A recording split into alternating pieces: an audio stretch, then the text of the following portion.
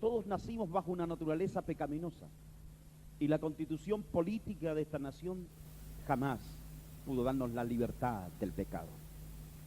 Solo hay algo que nos liberta del pecado y esa es la bendita sangre de nuestro Señor Jesucristo. Y somos libres y podemos gritar libertad y verdadera libertad en esta nación, como yo lo hago donde quiera que vaya por el mundo. Voy a gritar siempre libertad, libre. No importa si algún día me ponga sobre mis manos, sobre mis muñecas, como lo hicieron un día con el apóstol Pablo y con muchos de otros apóstoles y hombres que caminaron por esta senda del verdadero discipulado. Si algún día ponen esas cadenas y me ponen detrás de las rejas, seguiré gritando libertad.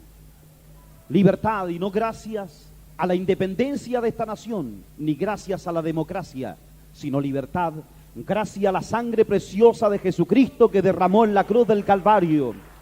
Cristo, el que dio la vida por nosotros, gracias a Él podemos gritar verdadera libertad, porque Él nos ha hecho libre.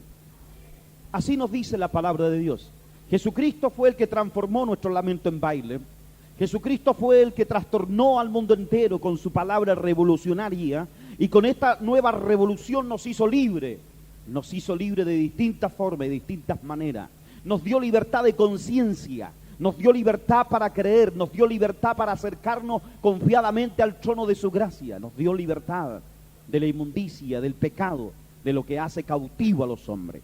Hoy hay muchos hombres que hablan de democracia, viven de la democracia y viven de la política, pero ellos siguen siendo corruptos, siguen siendo esclavos del pecado, siguen siendo hombres atrapados por distintas cosas de la vida, donde son manejados por la fuerza infernal de aquellos que gobiernan ocultamente. Pero nosotros jamás, los hijos de Dios, los hombres que han sido libres, seremos manipulados. Jamás los hombres de Dios han sido manipulados por nadie.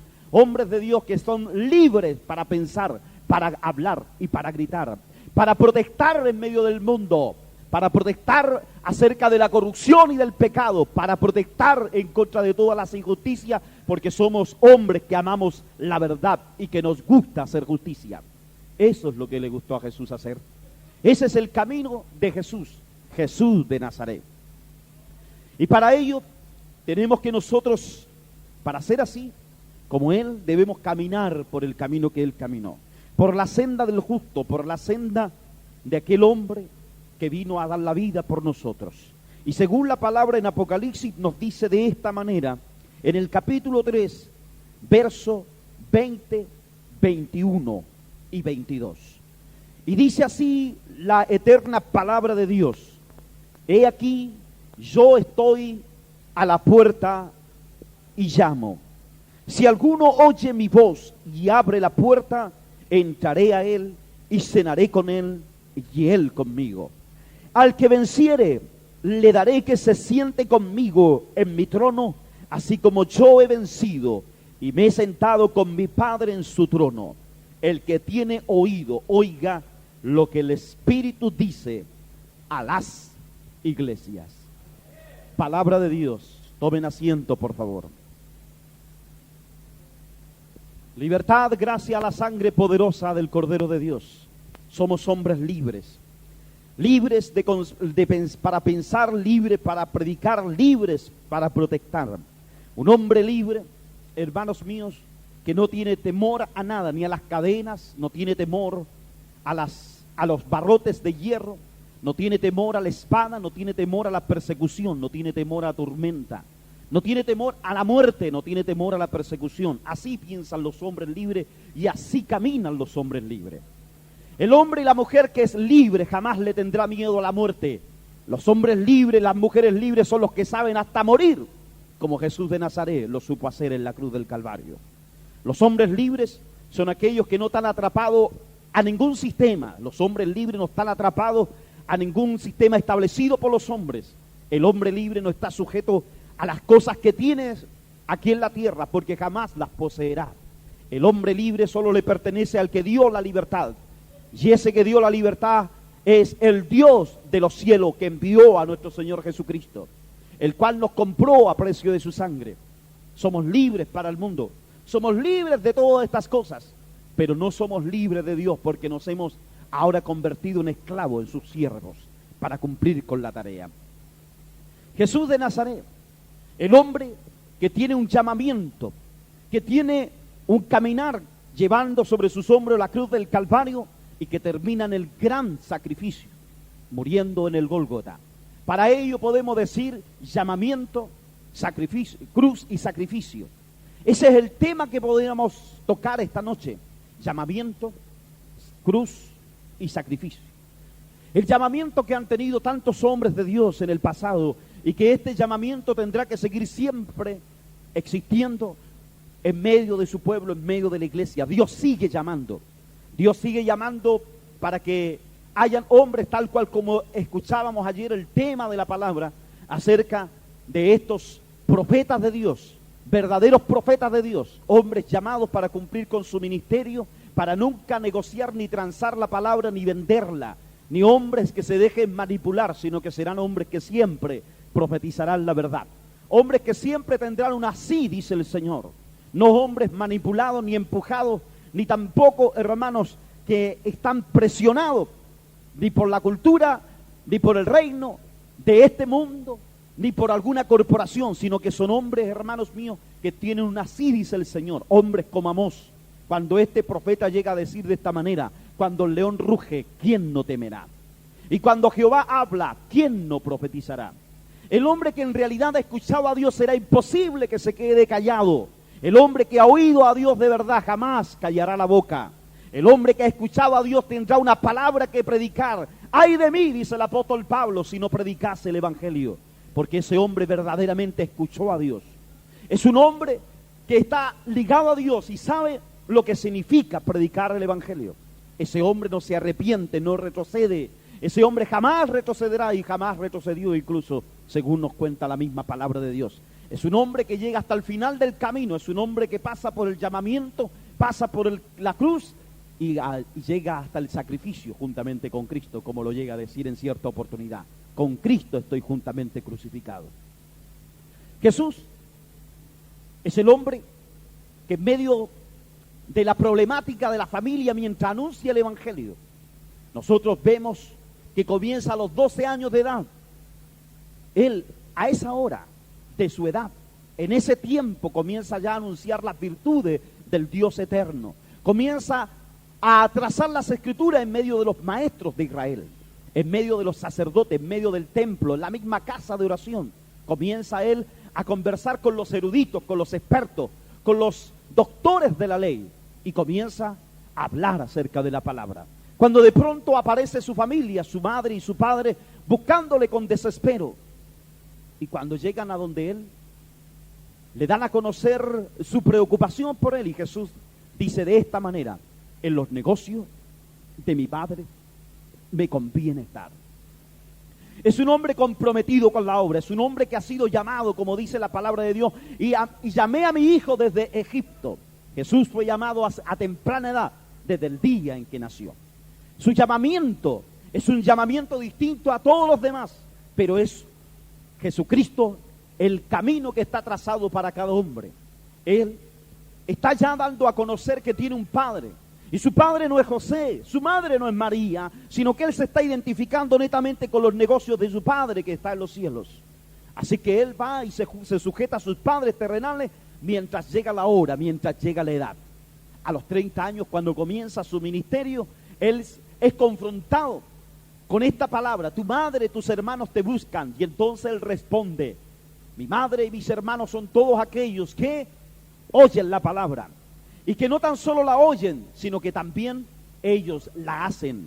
Aquellos que gustan de la palabra, aquellos que buscan palabra de Dios. Jesús sabe y conoce a aquellos que andan detrás de él por la palabra. Y también conoce a aquellos que vienen a llenar el vientre porque van detrás de los panes y de los peces. Jesús conoce a aquellos que vienen por intereses, aquellos que vienen buscando a Jesús por sus sanidades, buscando migajas, pero jamás han buscado palabra de vida eterna. Jesús los conoce.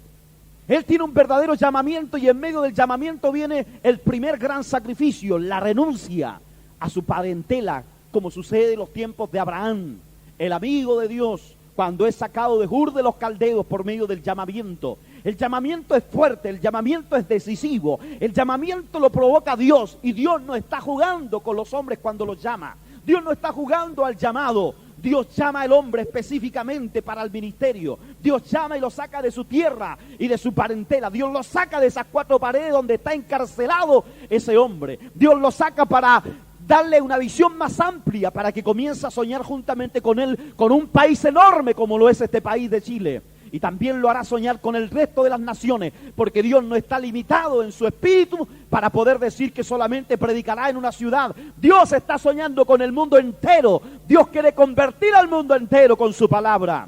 Por lo tanto, Dios, cuando toma a un hombre y lo llama, Él no está jugando al llamamiento. Él está hablando de verdad. El llamamiento de Dios es crucial, es decisivo. Por lo tanto, el hombre que escucha el llamamiento de Dios también tendrá que meterse en el plan de Dios. Tendrá que renunciar a su tierra y a su parentela, como lo hizo Abraham. Cuando ese hombre ni conocía a Dios, ni nunca había oído hablar acerca de Dios. Sin embargo, escuchó una voz y siguió a esa voz. Fue detrás de esa voz. Aunque inmediatamente el hombre no renuncia a su padre. Dejó Ur juntamente con su padre y se fue a la tierra de Harán. Pero allí fallece su padre y no le queda otra cosa, porque ya se le perdió la parentela, y se va detrás de esa bendita voz y en busca de lo desconocido. Se va detrás de una aventura. No sabe hacia dónde va. La tierra que se le está prometiendo jamás será de él. Nunca le pertenecerá, sino que será para su descendencia. ¿Cuántos de ustedes caminarán detrás de una voz que le dice tales cosas? A donde yo te llevo, no será tuyo lo que yo te daré, sino que será de tus hijos, será de tu descendencia. Es una locura seguir a Dios. Ese es el precio del llamamiento. No todos aceptan el llamamiento de Dios. Todos aceptan que Dios te diga: para grandes cosas yo te he traído. Pero para que Dios haga grandes cosas contigo, primeramente tendrá que destruirte, tendrá que aplastarte, tendrá que convertirte en la nada para levantarte de nuevo. Seguramente muchos han querido tener el sueño de Dios en su corazón. Un sueño de Dios, el sueño del Cristo, el sueño de Jesús. Este Jesús que soñó con sus ovejas teniéndola en su redil, pero Él sabe que su sueño no es posible en el presente. Él sabe que su sueño se cumplirá algún día hacia el futuro, porque sus ovejas están descarriadas. Las ovejas hay que buscarlas. El sueño de Jesús de Nazaret algún día se hará realidad, porque todos volverán a casa. Ese es el sueño de Jesús de Nazaret. Pero para poder soñar juntamente con Él hay que convertirse también en un tipo loco. Hay que convertirse en un hombre que no sea cuerdo. Hay que convertirse en un insensato. Hay que convertirse en una persona que no va a pensar igual como el resto del mundo. Para soñar juntamente con Él hay que ser así, como ese Cristo, como ese Jesús de Nazaret. Un hombre que lucha contra la violencia de su tiempo, contra la política de su tiempo, con los corruptos de su tiempo, con los hipócritas de su tiempo. Jesús de Nazaret es el hombre que va soñando por el camino. Cada paso que daba era un sueño. Cada camino que él cruzaba, siempre con una esperanza de encontrarse con una oveja en el camino, como en cierta oportunidad le era necesario pasar por Samaria, y se encontró con una oveja descarriada, perdida, la mujer samaritana. Jesús de Nazaret. Él, ese hombre, que es el primer hombre que nos demuestra el llamamiento profundo. El hombre que tuvo el mejor de los sentir, como nos muestra la palabra en Filipenses. Tened pues el mismo sentir que hubo en Cristo Jesús, el cual, siendo forma de Dios, sin embargo se hizo siervo, se hizo carne. Él que tenía su trono de gloria, el hombre que vestía con sus túnicas reales y que ni siquiera era hombre, era Dios.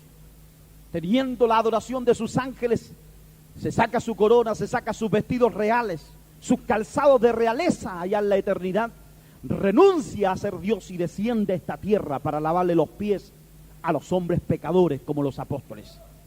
Ese es el sentir que hubo en Cristo Jesús, de bajar de forma de Dios a convertirse en un hombre como nosotros, tan común, para sentir dolor, para sentir hambre, para sentir frío, para sentir todos los temores que se sienten sobre la faz de la tierra. Jesús de Nazaret tuvo una renuncia, como ese padre Abraham que renuncia a su tierra y a su parentela y que se va detrás de lo que nunca será suyo. Ese hombre que renuncia a estar unido a su sobrino Lot porque el llamamiento continúa, el llamamiento sigue, persiste Dios en llamarlo. Es fuerte el llamado de Dios y este hombre termina renunciando a todo, su familia, su parentela, termina siendo sacada de lado. Y cuando Abraham le dice a Lot, elige las tierras, con ello ya está demostrando el padre Abraham que está renunciando a las mejores tierras que hay sobre la faz de la tierra. Está renunciando a los pastos, está renunciando a esas tierras fértiles y le está dando las mejores tierras a su sobrino Lot. Y Lot, que no es muy quedado ni es muy tonto, se queda con las mejores tierras y deja que su tío Abraham se quede con las peores tierras. Porque es un hombre que está aceptando el llamamiento. Ese hombre no va detrás de las tierras ni las riquezas que hay en la tierra. Está detrás de una voz que lo está llamando para un propósito. Es Jehová el que lo está llamando, es el Dios de la eternidad que le está llamando para algo específico, para que en la simiente de él, todas las familias de la tierra habrán de ser bendecidas. Ese hombre va detrás de la palabra. El hombre que es llamado de Dios tendrá que ir detrás de la voz, tendrá que ir detrás de ese llamamiento, tendrá que ir detrás de esa palabra. El hombre que tiene un verdadero llamamiento no irá detrás de las ilusiones, ni irá detrás de las fantasías, no irá detrás de las alternativas que hay en el camino, de los ofrecimientos que el mundo te ofrece. Abraham, hermanos míos, tuvo la oportunidad de quedarse con las mejores tierras, pero sin embargo le dio la primera oportunidad de elegir las tierras a su sobrino Lot. Y nosotros, cuando tenemos la oportunidad de elegir, elegimos nosotros. Un día le decía a un hombre que me dijo, es de otra nación, es de otro país, y nos encontramos en cierta oportunidad y me dijo, yo quiero ser tu discípulo. Entonces le dije que le aceptaba y que comenzaría yo a discipularlo. Pero le dije, porque él estaba en otra nación, radicado en esa nación, pero pertenecía a otra nación. Y le dije, algún día tendrás que pedirle perdón a tu nación por haberte ido detrás de tus sueños egoístas para surgir en la vida, porque te fuiste a tierras más fértiles, te fuiste detrás de tierra más próspera y abandonaste tu país, el cual tenías que ganarte para Cristo. Algún día tendrás que pedirle perdón a tu nación por ir detrás de tus sueños y no haberte convertido al sueño de Jesús de Nazaret. Es la primera enseñanza a ese discípulo, y lo primero que hizo fue renunciar a la tierra donde está. Y pronto regresará a su nación, porque quiere que su nación sea para Cristo. Ese es un hombre que está aceptando el llamamiento. Pero ¿cuántos de nosotros hemos ido detrás de tierras más fértiles? ¿Cuántos de nosotros vamos detrás del trabajo? ¿Cuántos de nosotros vamos detrás de las mejores tierras, donde nos ofrecen los mejores veraneos, donde nos ofrecen las mejores cosas para esta carne? ¿Y cuántos de nosotros hemos renunciado a aquello, egoístamente pensando en nosotros y aceptando las alternativas que nos ofrece el mundo?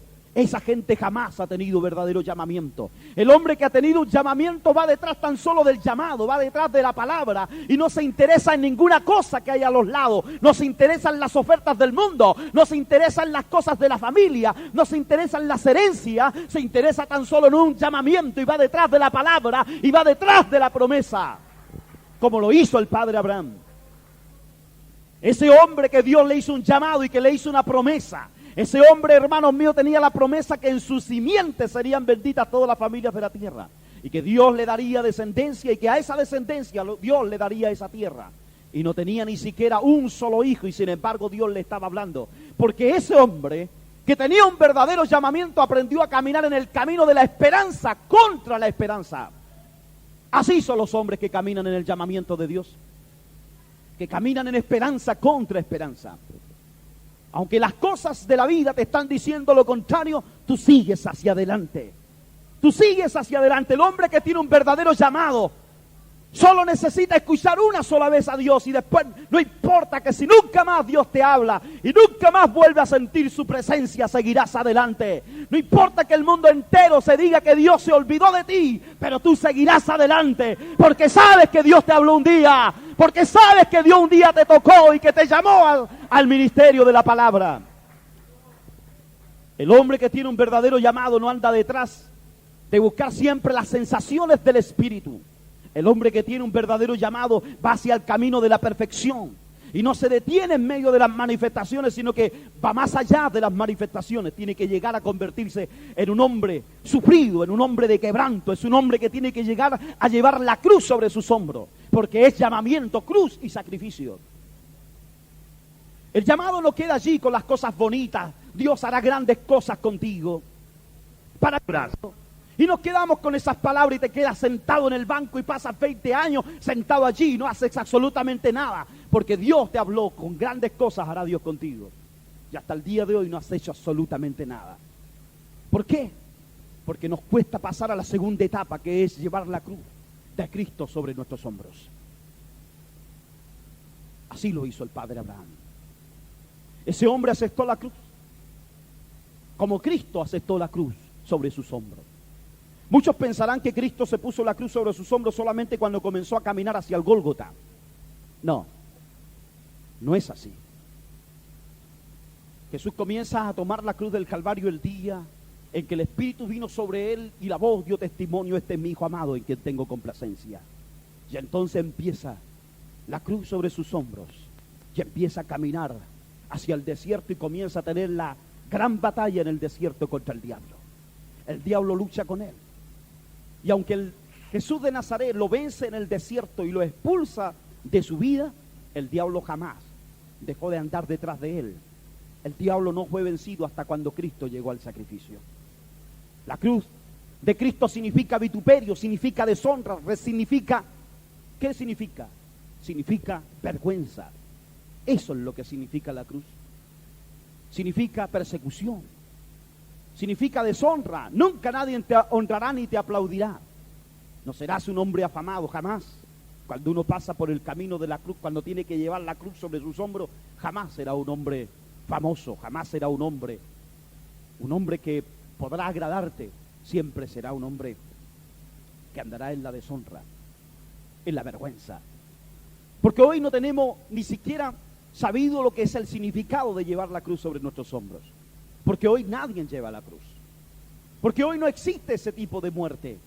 Solo existía en los tiempos de los romanos, en el Imperio Romano, pero todo aquel que llevaba una cruz sobre sus hombros significaba que era el peor de los vulgares, el asesino más grande, el tipo más terrible. Es la escoria. Y la escoria, sabe, esa palabra es hermosa, la escoria. Pero ¿sabe lo que significa la palabra escoria en su lenguaje más primitivo? Significa el excremento humano, el desecho de los hombres. ¿Sabe lo que significa eso? Eso significa lo que llega ahí a la letrina, ahí al baño, al excusado. El desecho de los hombres. En eso se convierte el hombre que lleva la cruz. Todo aquel que lleva la cruz sobre sus hombros es un hombre que camina en deshonra. Así lo hacían en los tiempos de Roma, por eso lo paseaban por todas partes con la cruz. ¿Y hacia dónde va el hombre que lleva la cruz? Tiene un solo destino: el sacrificio, la muerte. Ese hombre no tiene otra cosa por delante sino que la muerte. Ese camino ya poco lo transitan, ese camino no es muy transitado, ese camino ya no es muy popular entre nosotros. Hoy solamente es popular el llamamiento y todos hablamos del llamamiento, que hemos sentido el llamado y estamos sintiendo el llamado, pero nadie transita por el camino del llamamiento, de la cruz y del sacrificio. Todo aquel hombre que ha sido llamado tendrá que aceptar el camino que Dios nos ofrece, y es el camino del Jesús de Nazaret, el camino de la deshonra. La palabra de Dios en hebreo dice: salgamos pues fuera del campamento llevando su vituperio, llevando su vergüenza, llevando su deshonra.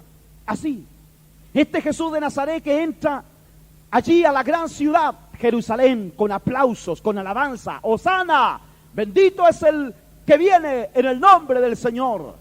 Va montado en su pollino, va entrando con grandes glorias y alabanza de un pueblo que cree en él, que le aplaude, que coloca palmeras en el camino y sus mantos están puestos allí. Y todos le ofrecen alabanza, se humillan, se inclinan ante aquel que creen que es el Mesías, el Cristo, el Rey que los viene a gobernar. Todos los alaban, pero Jesús sabe que hay corazones hipócritas, sabe que allí no es el lugar donde le honrarán y le alabarán, es el lugar donde lo traicionarán. El camino de la cruz es un camino de traición, es un camino, hermano, donde están los traicioneros, donde la vida te traicionará, donde tus amigos te traicionan, te abandonan y te dejan solo. El camino de la cruz es el camino hacia el Getsemaní, donde tienes que llorar, donde tienes que humillarte, donde tienes que sentir los dolores que sintió Jesús cuando estaba llorando en el Getsemaní. El camino de la cruz es ese. Metido en Jerusalén con alabanzas. Alabanzas hipócritas, engañosas. Los aplausos son engañosos. Por eso nunca te comas los aplausos. Nunca creas en los aplausos. Nunca creas en esas palabras bonitas que te dan porque después que predicaste o hiciste algo. Nunca creas en eso, porque así también lo hicieron con Jesús de Nazaret. Lo hicieron con nuestro Cristo, con nuestro Jesús. Le dieron alabanza mientras estaba a Jerusalén. Colocaban palmeras y mantos y le ofrecían toda clase de bienvenida. Bienvenido es el que viene en el nombre del Señor. Como hipócritas estaban diciendo que era venido de Dios, pero sin embargo dentro de la ciudad comenzaron a planificar su muerte. Los hipócritas, los bandidos, los malvados, los malos del mundo, los corruptos. Y no crean que los corruptos están escondidos detrás de la droga. Los corruptos no están escondidos detrás, hermano, de la mafia del mundo. Los corruptos también están metidos en el parlamento. Los corruptos están metidos también, hermano, en la abogacía, en medio de los jueces, en medio del Congreso, en medio de la política. Allí están los corruptos. Allí estaban escondidos entre medio de esa gente hipócrita y religiosa que había en su tiempo. Los malvados, los que planificaron la muerte de Jesús, los que se consultaron unidos, como dice el Salmo número 1 o el número 2. Los príncipes de la tierra consultaron unidos entre Herodes y Poncio Pilato. ¿Me entiende usted? Entre dos naciones consultaron unidos. Y además también el que dio el visto bueno para la muerte de Jesús fue el sacerdote del templo en aquel tiempo. Los religiosos de su tiempo. Allí están escondidos los corruptos. Los traicioneros no están escondidos en medio de las poblaciones marginales, entre los pobres, entre los delincuentes. No, no están escondidos en las cárceles. Los corruptos, los traidores, los hombres malos de la vida están escondidos también bajo un ropaje de religiosidad. Son hombres religiosos, son hombres que también están metidos dentro del templo. Así lo hicieron con Jesús. Ese es el camino de la cruz. Llamamiento, nos gusta el llamado. ¿Cuántos no quieren sentir un llamamiento? ¿Quién no quiere, que Dios nos llame para grandes cosas? Pero después del llamamiento tendrás que caminar por el camino de la cruz. El que no toma su cruz y me sigue, ese no puede ser mi discípulo. Jesús precisa de buenos discípulos, verdaderos discípulos, que en sus hombros tengan que cargar la cruz y que tengan que caminar hacia el sacrificio, hacia la muerte. El hombre de Dios no sabe otra cosa, sabe que más adelante algún día alguien clavará un puñal en su espalda, alguien lo tendrá que traicionar y ese hombre tendrá que estar dispuesto a perdonar. Ese hombre tendrá que estar dispuesto a decirle a Dios: no tomes en cuenta este pecado. Ese hombre tendrá que tener la estatura de Jesús de Nazaret, como lo tuvo Esteban el día en que fue apedreado, y una vez muerto, casi muerto, él dice al Padre de los cielos, dice: no les tomes en cuenta este pecado. Esos son hombres que han caminado por el camino de la cruz y que llegan hasta el sacrificio. Seguramente no es un camino muy popular, pero hoy hemos pintado la cosa diferente. El evangelio es más popular. El evangelio nos parece un poco más atractivo. ¿Por qué? Porque a Jesús de Nazaret lo hemos predicado como un colérico, lo hemos predicado como un famoso, lo hemos predicado como un ídolo, lo hemos predicado como un afeminado. Pero mi Jesús no es así.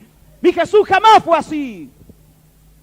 Jesús jamás fue hermoso de rostro, nunca fue así. Nunca tuvo un rostro afeminado como de pronto vemos en los retratos de la gente que pinta a Jesús, lo pintan medio delicado. Jesús jamás fue un hombre delicado, fue un hombre de verdad.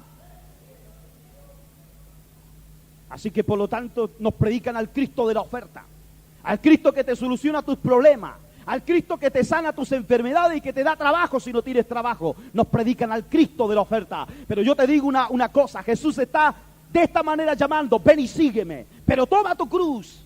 Primeramente, niégate a ti mismo, porque el evangelio no está compuesto de prohibiciones. No existen prohibiciones para nosotros, sino que es una negación voluntaria entre nosotros. El hombre que ha sentido el llamado de Dios se negará a sí mismo, renunciará a su tierra y a su parentela y se irá detrás de esa voz que le está hablando al corazón. No importa que esa voz nos tenga que llevar por el camino más oscuro, por el camino que parece un camino de desesperanza. No importa. Mientras la voz va conmigo y me sigue guiando, iré detrás de ella. Llamamiento, cruz y sacrificio. ¿Quién quiere llevar la cruz sobre sus hombros? De pronto cuando nos predican de esta manera, cuando nos hablan de la realidad, sentimos que el evangelio es diferente y no es como el que nos pintaron, el que nos dijeron. Siempre nos hablaron de solucionarlo todo y nuestros problemas y cuanta cosa. Pero yo te digo una cosa, Dios está cansado de calmar las tempestades de los hombres. Es tiempo ya que tengas paz en medio de la tormenta. Los discípulos estaban en medio del bote allí cuando se levantó una gran tempestad y la tempestad parece que ya hundía el bote. Estos hombres se desesperan y cuando miran a Jesús estaba dormitando, estaba como dormido y seguramente estaba dormido. Y lo despiertan: Jesús, maestro, nos hundimos. ¿Y qué sucede? Jesús se despierta, se levanta y al verlo tan desesperado que esa tormenta que estaba en el exterior, esa tormenta se metió dentro del corazón y los hombres ya no estaban con la tormenta afuera, sino que la tormenta ahora estaba dentro de su vida. Había una gran tormenta dentro de ellos porque había una desesperación. Tenían miedo a la muerte, tenían miedo a hundirse. Y Jesús calma la tempestad. Trae la paz en ese momento. Pero después Jesús les promete lo siguiente. Cuando ya se está despidiendo de ellos, les dice: la paz os dejo, mi paz os doy. Mi paz, esa paz que estuvo en él cuando estaba la tormenta. Jesús de Nazaret, que ni se desesperó. Esa paz, la paz os dejo, mi paz os doy. Y yo no la doy como el mundo la da. Pero ¿qué tipo de paz venimos a buscar nosotros? ¿Qué tipo de paz? ¿Qué tipo de soldado y qué tipo de guerreros somos nosotros en este del mundo y contra el mal de las tinieblas?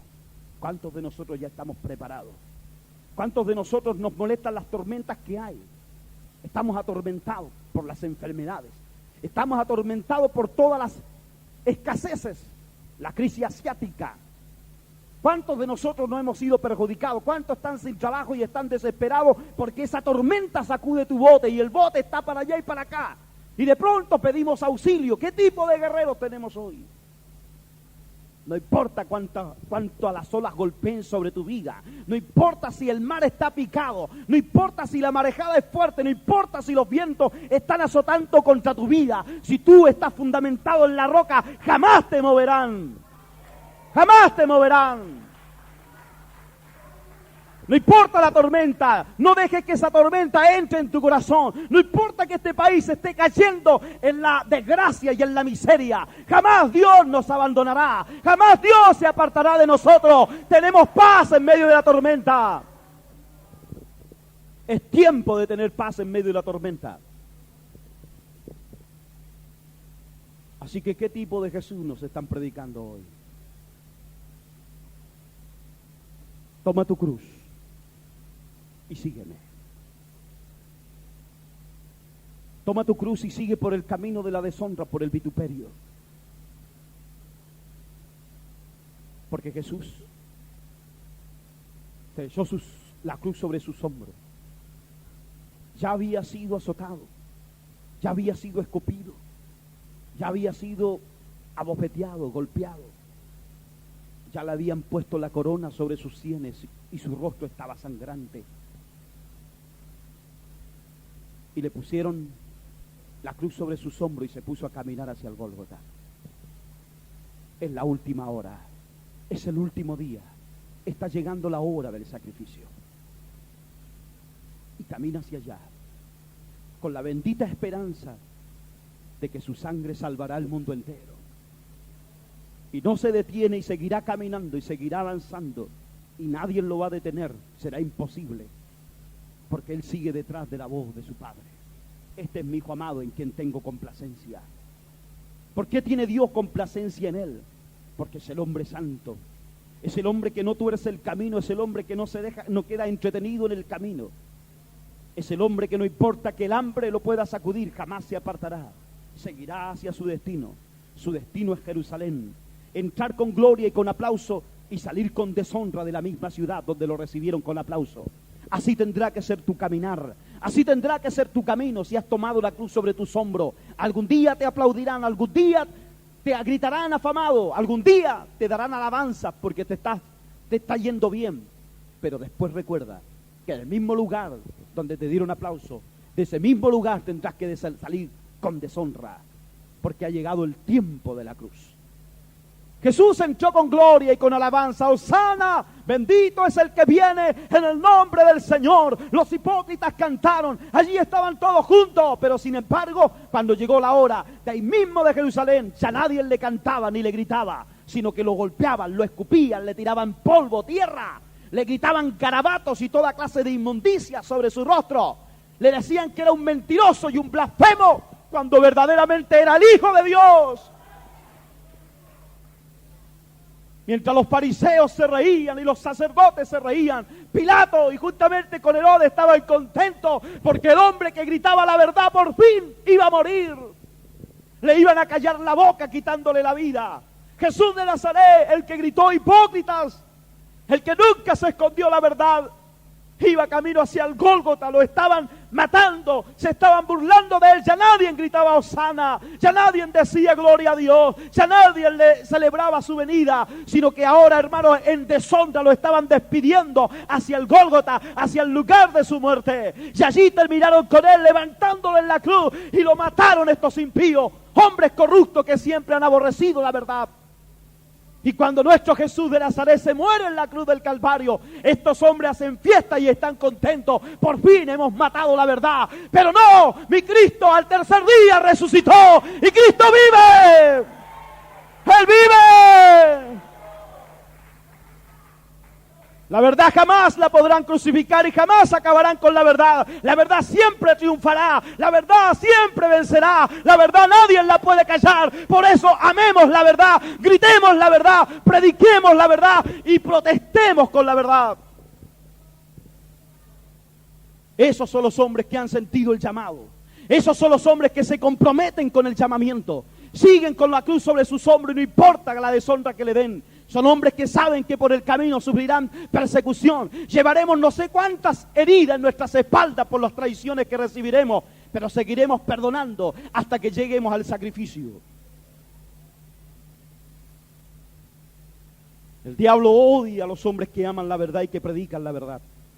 El diablo nos aborrece. Entonces oí una gran voz en el cielo que decía: ahora ha venido la salvación, el poder y el reino de nuestro Dios y la autoridad de su Cristo. Porque ha sido lanzado fuera el acusador de nuestros hermanos, el que los acusaba delante de nuestro Dios día y noche. Y ellos le han vencido por medio de la sangre del Cordero y de la palabra del testimonio de ellos, y menospreciaron sus vidas hasta la muerte. Esos son los hombres de Dios que siempre han vencido al diablo, porque le han vencido con la sangre que nos da libertad, la sangre que nos perdona y que quita el pecado de nuestras vidas, la sangre que quita el pecado que es una simiente maligna, la sangre que nos ha libertado por completo de la esclavitud, del pecado. Y le han vencido con la palabra del testimonio de ellos, porque ellos han sabido testificar acerca de la verdad. Hombres que jamás se han callado la verdad, sino que han dado testimonio acerca de Jesucristo. No importa si se los privan, le prohíben, como se lo prohibieron a Amós un día, diciéndole: no profetices en esta tierra porque son tierra del rey, santuario del rey. Vete a comer tu pan a otro lado. Así se les dice a los profetas: vete a otro lado porque aquí no escuchamos la palabra. Pero ellos, sin embargo, son capaces de vencer ante tal obstáculo, porque son personas que dan testimonio de esa palabra bendita que le han aceptado, y han menospreciado sus vidas hasta la muerte. Son hombres que son capaces de llegar al sacrificio, hombres que están dispuestos a dar la vida por la causa del Señor, como lo hicieron Juan el Bautista, como lo hizo Jacob, como lo hizo Jacobo, y como lo hizo Esteban, y como lo llegó a hacer Pablo. Todos los apóstoles terminaron muertos. Todos los apóstoles terminaron siendo sacrificados. Ninguno de ellos se rindió, ninguno de ellos traicionó a Jesús de Nazaret, ninguno de ellos le dio la espalda a Jesús. Ellos llegaron hasta el final del llamamiento. Es bonito el llamado, pero cuando comienzas a entender el verdadero camino de los hombres que tienen un llamamiento, entonces nos tiemblan las piernas y nos damos cuenta que el evangelio es otra realidad. Es un camino de cruz y de sacrificio, de vergüenza, de deshonra. Todos aquellos que quieran vivir piadosamente sufrirán persecución. Porque este mundo lo gobierna la corrupción, este mundo lo gobierna el pecado, este mundo no lo gobiernan los hombres santos, este mundo lo gobiernan hombres corruptos, vendidos, hombres que se dejan manejar, hombres que jamás cuidarán tus intereses, sino que cuidarán sus propios intereses, se olvidarán de ti, no importa si este país se divide y hay una guerra civil, le importa poco tu vida, porque están preocupados de ellos, porque hay corrupción, hay pecado en medio de este mundo. Este mundo lo gobierna las sociedades secretas, la corrupción, las tinieblas que están detrás. El diablo está detrás de este sistema. Y cuando el diablo ve que hay hombres fanáticos por Cristo que se levantan en esta nación, entonces prontamente ellos comienzan a perseguirlo, porque son gente piadosa. La gente piadosa no conviene que viva en esta tierra. Hay que cortarlos de esta tierra. A esos hombres los matan la espada, una bala loca que alguien dispara por allí de algún fanático de la política o de los hombres que son comandados por la corrupción, manipulados por la corrupción de este mundo. Tienen que matar a los profetas de Dios. No hay ningún profeta que no haya sufrido persecución y que no haya sido muerto a filo de espada, aserrado. Los hombres de Dios vivieron en cavernas, en cuevas, tuvieron que arrancar y huir como huyó Elías, escondido en las cuevas, escondiéndose de Jezabel, quien quería matarle porque ese hombre predicaba la verdad. Hombre que eliminó a todos los sacerdotes de ese tiempo, a los idólatras de su tiempo. Así terminan los profetas. Llegan hasta el sacrificio. Ellos le han vencido con tres cosas: con la sangre del cordero, con la palabra del testimonio de ellos y porque menospreciaron sus vidas. ¿Cuántos de ustedes han menospreciado sus vidas? ¿Cuántos de ustedes están desgastando su vida? ¿O estamos vanidosamente de pronto cuidando nuestro cutis, cuidando nuestro atractivo? ¿Cuántos de nosotros hemos venido a pituquear en medio de la iglesia? ¿Cuántos de nosotros estamos desgastándonos? En realidad estamos preocupados de nuestra vanidad, gente vanidosa en medio de la iglesia. ¿Cuántos de nosotros están muriendo en realidad? ¿Cuántos de nosotros nos hemos negado a nuestras vanidades y a la hermosura de algunos? Y vamos detrás de Jesús de Nazaret, dispuestos a predicar su palabra, y no importa lo que suceda, llegaremos hasta el final porque hemos menospreciado nuestras vidas.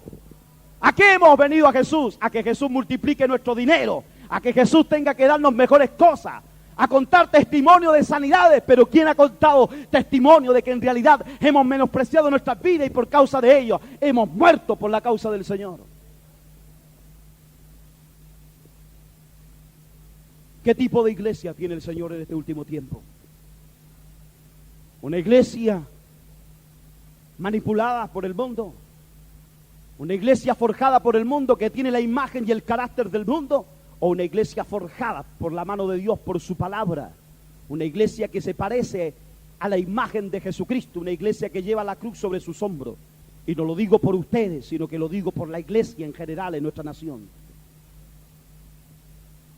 No puedo ir a otros países a gritar esta verdad si primero no lo hago en mi propio país. No puedo ir a decírselo a otros, sino a nuestra propia iglesia. De allí tenemos que comenzar. Y le digo con toda esta fuerza, gasto mi voz para predicarle con todas las fuerzas que tengo para decirle esta verdad, porque amo la iglesia en este país y algún día la quiero ver levantada, gloriosa. La quiero ver una iglesia que sea una espada en la mano de Dios.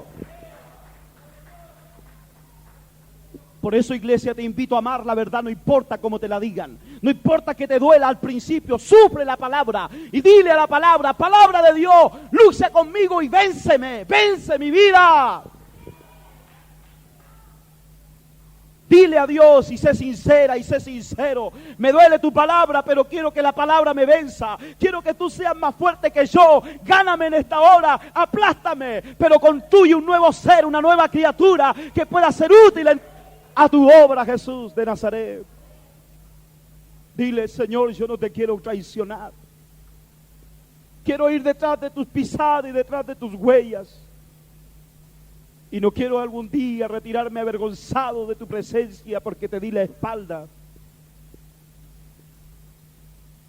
Ayúdame a renunciar, Señor.